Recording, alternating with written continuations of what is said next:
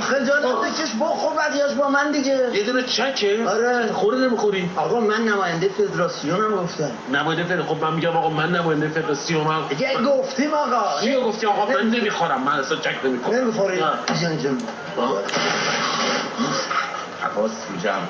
یا چکه رو میخوری خب یا موقع مردنم وصیت میکنم. چه وصیتی میگم؟ با صدیق ازدواج نکنی، زنت نشه. تمام.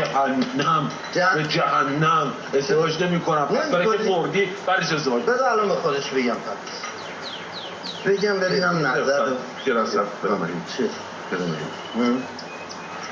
اینقدر است. آقا یه دونه چکه قربونت برم. یه دونه به شرف هم واسم یه دونه. به شرف؟ آره به شرف است.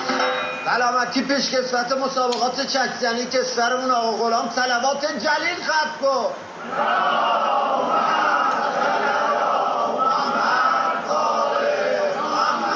هر کدوم از آقایون اومد وسط دستشو میزنه تو این آب، چکشو میزنه. کی حاضره بیاد؟ من خودم انتخاب میکنم. کی؟ شما آقا پسر، شما تشریف بیارید. این؟ بله همیش. پفکشو بگیری. اسمت چیه؟ فرمان. بابات میدونه اینجایی؟ باباش نمیدونه. نه مادرش که میدونه که نه نمیشه، باید با رضایت پدر باشه. چی؟ باشه. آقا شما بیا. بیا سلامتی منصور سجاد بزن اون دست قشنگه رو. خوش آمدید. آماده ای؟ برم میری گوشه؟ نه یه لحظه. شما پدرت میدونی که اینجایی؟ این خودش باباست زر میزنه. آماده ای؟ یه لحظه فقط، یه لحظه. ببخشید آقای سگدست. اون انگشتر عین گردن تو کشتی مونه پله.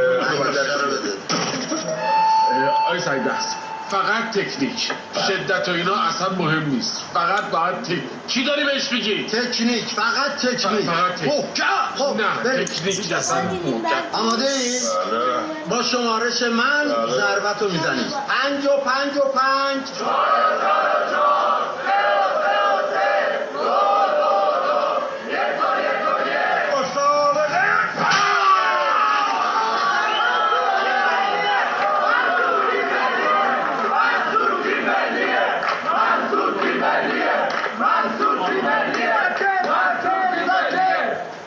آقا تکنیک خوب بود، شدت ضربه خوب. وای چه گویی داری؟